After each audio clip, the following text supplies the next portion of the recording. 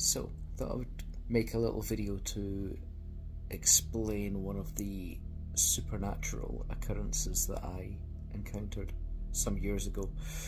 I was living in a place called Dolphin Gardens West in Curry being the village that I grew up in. And I was living in Dolphin Gardens West with my mum and dad at the time.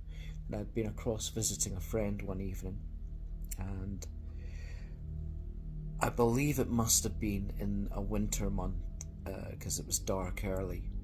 Because when I walked home from my friend's place, I walked round the edge of the high school field, the high school where I went to, and to get onto my mum and dad's street at the time, you had to go through this little alleyway that led off from the high school playing fields, and you walk past these garages that must belong to one of the houses, but there were two blocks of houses, and on the left block of houses as you come out of the alleyway, my mum and dad lived about 5 doors down, and like I said, it was a dark night, and just to be a complete cliche, there was a full moon, and as I was about to head out of the alleyway, which I'd never found spooky ever before, I noticed that the full moon had a shape in front of it. There was something partially covering the moon, and it was not a cloud, because you know what a cloud looks like in front of the moon. It wasn't that. I can't remember now what the shape was. All I know is it wasn't a cloud, and I was kind of stunned and just kind of puzzled by it. And I stopped and I looked up at the moon for a few seconds, and I was thinking, what the hell is that? What am I looking at? And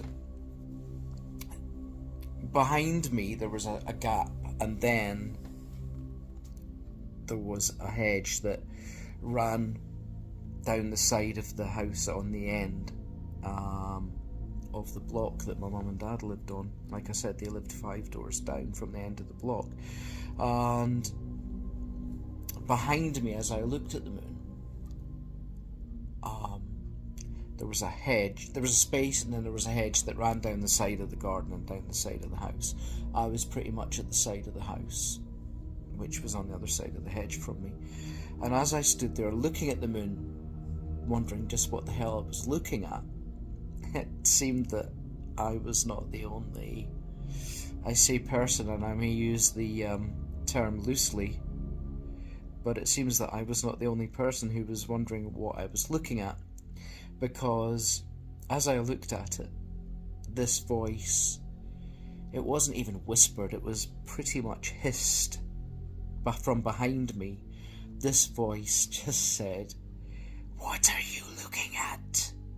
Like that. And I am not gonna lie, I totally freaked out. I felt like Shaggy and Scooby-Doo. I felt every hair on my body go just like standing on end. And I got the hell out of there pretty fast. I ran like the devil was behind me. Now, I've mentioned it to some people, and some people have said to me, yeah, come on, it was somebody who lived on that end house, who were outside their house and obviously realised that I was standing on the other side of the hedge and I had stopped, and they were messing with you. And I think for 2 reasons that's not necessarily the case. I don't agree with that, because okay, yes, I had stopped and I was looking at something, so the question, what are you looking at, was appropriate. Obviously it wasn't like nowadays where people might stop and look at a mobile phone, because we were talking about early 90s here, so mobile phones weren't a thing, I believe, at that point in time. It was about the time that I had a pager. So anyway, I digress. So basically what I'm saying is, yes, the question, what are you looking at, was relevant. Do I think it was somebody messing with me in the garden of the house on the end of the block? No. The main reason, a person could have been on the other side of the hedge and gone, "What are you looking at?" But the reason why I don't believe that's the case of what happened is because that while there was a gap between me and the hedge behind me, the voice that hissed that question at me didn't come from further back as it would if it were behind the hedge in the garden of that house. It came in right behind my right ear, as though somebody was standing right behind me and moved right close in to behind my ear and hissed it directly into my ear. And I have another friend who, after that happened, he'd been visiting me at my mum and dad's place, and as he was walking home, he went through the alleyway toward the playing field, and as he did that, if I recall this correctly, he said that a whistling noise started in his ear as he was going through the alley, and he panicked as I did when I hot-tailed out of the alley that night. He ran in the way toward the high school field, and if I recall correctly, he said that the whistling sound stayed in his ear until he was about halfway across the field. So I think that there's definitely something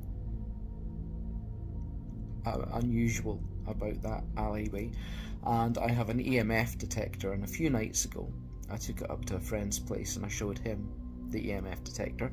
He asked me if on my way back I would be testing it in the alley because I was going to be walking past it, and I said I don't think I will be.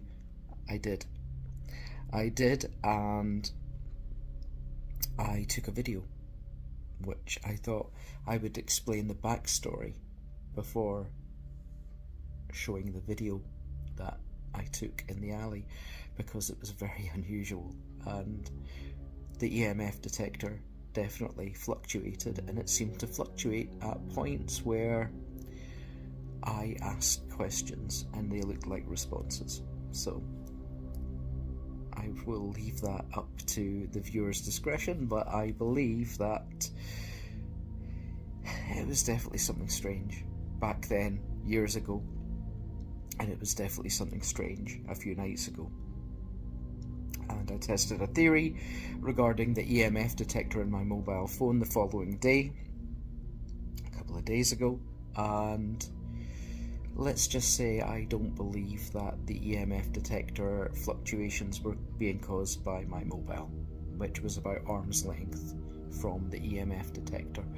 So anyway, there you go, that's the backstory. So make of it what you will.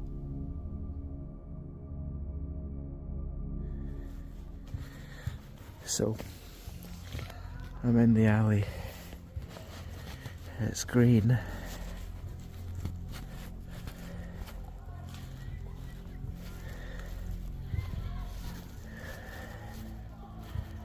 What happened about here that night when I heard the voice say, "What are you looking at?" It was right here, about here actually, maybe slightly further forward.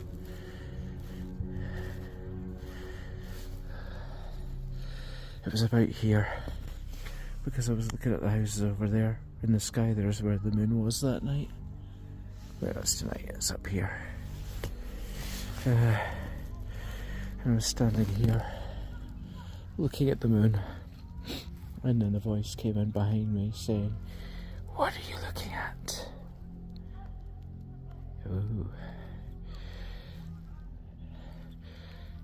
I remember it. Can you remember it?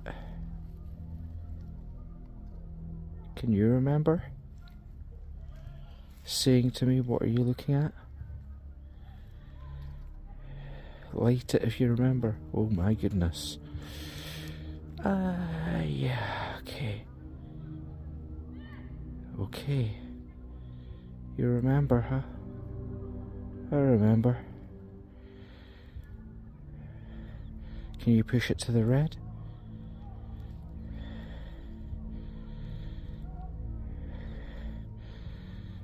I remember that night. It looks like you remember that night too, am I right? Yeah, you remember. It's very interesting. Yeah.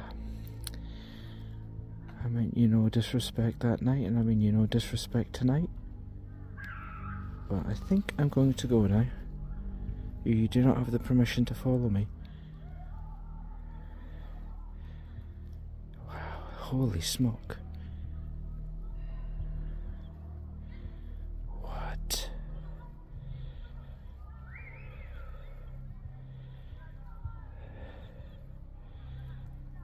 Wow.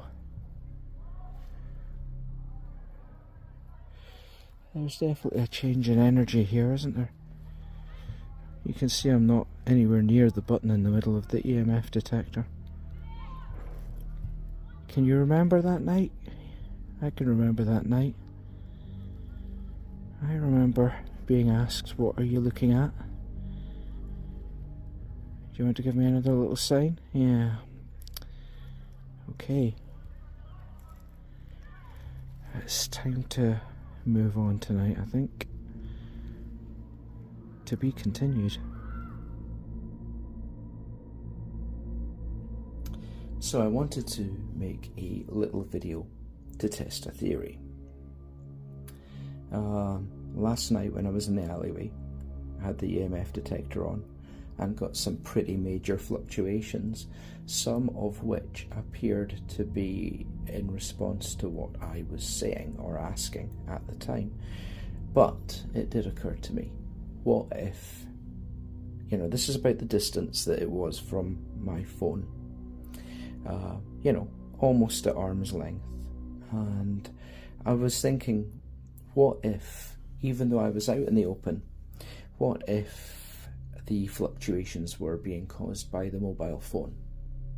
And so, I've seen that the EMF detector responds massively when a phone call is being made. It goes up into a solid orange or red on the meter. But even when you're not on a call or you're not making a video or anything like that, if the meter's close to the phone, it kind of fluctuates constantly. And that being the thing here, it fluctuates constantly. It flickers more or less non-stop. Whereas last night the fluctuations and the changes on it were not constant. They were occasional, ranging from sort of green to yellow to right up into the orange and red. So anyway, the theory that I wanted to check was, if I was making a video on my phone and the EMF detector was pretty much at arm's length, would it give similar fluctuations to what we saw on that last night? And I was very surprised by what I found. So I'm going to turn this on. Now when you turn it on, all the bulbs light very briefly from green up to the red. All 5 of them light up briefly. Now I presume that's to show that all of the bulbs are fully functional. And then there always appears to be a second little, once that happens, it seems to light from the green to the yellow, like a little secondary little fluctuation when you turn it on. And again, I don't know if that's just, it always seems to be the case. It always seems to be all 5 followed by the first 3, which I think I'll indicate now. 5 up to the yellow and then back down to the green. Now okay, there was a slight fluctuation there. However, so I turn it off again, it will most likely go all the way up, green through to the red, and then a secondary flash of green to yellow. So that seems to be the norm. Now, bearing in mind that this is the distance that the EMF detector was from my phone last night, now there may be some very small fluctuations, but generally I have discovered that when recording a video like now or last night, you can bring the EMF detector all the way up to the phone, and generally speaking, there is nothing to speak of, nothing. I mean, this is so close I can now effectively tap this on my phone. That's how close it is. And occasionally you do get slight variations, but generally speaking, it looks like the phone is not affecting this. Definitely in video mode. If this was not recording a video right now, this would be flickering up into the orange and reds, I guarantee it. So it seems that when you film a video, it looks as though it doesn't affect the EMF detector at all, which is very interesting. You can turn it whichever way you want, put it further away than I had it last night, bring it all the way up. Generally speaking, there's just nothing going on the EMF detector. So whatever happened in the alleyway last night was nothing to do with my mobile phone, it would seem. And given that it seemed to be responding to what I was saying, I mean, who knows, that one just then. I mean, obviously these frequencies are around us 24/7, so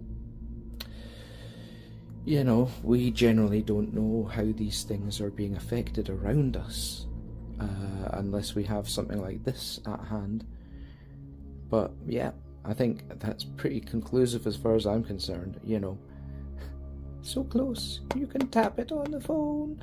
Yeah, so conclusive that there's pretty much nothing going on regarding that. So yeah, I think that whatever happened in that alleyway last night that I caught on video, it was nothing to do with my mobile. It was something to do with the energy in that particular place, and the fact that it seemed to respond to me when I asked it if it remembered.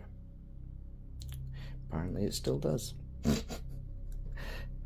I did say it didn't have permission to follow me. It might have just thought, nah, I'm doing what I want. As long as it's not a malevolent force and it doesn't mean any harm. I don't mean any harm. Although it did occur to me last night that when I said that I meant it no disrespect, and then realised that I was wearing a Ghostbusters baseball cap. However, hopefully they have a sense of humour. Right. This is the end of this video, which is actually about 2 times longer than the actual video in the alley. But I just thought it was worth testing the theory, and I consider that to be a theory that has indeed been tested.